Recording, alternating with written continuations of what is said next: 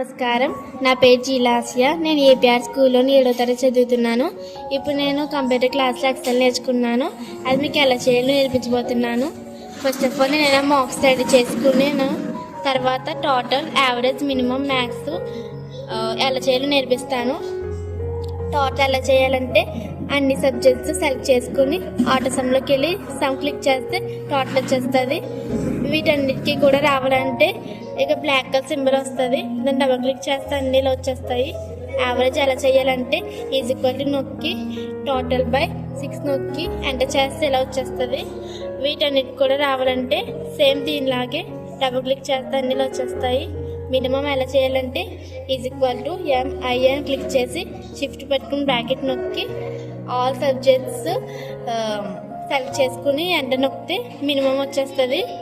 వీటన్నిటికీ కూడా రావాలంటే దీన్ని పట్టుకుని డబుల్ క్లిక్ చేస్తే అన్నీలు వచ్చేస్తాయి.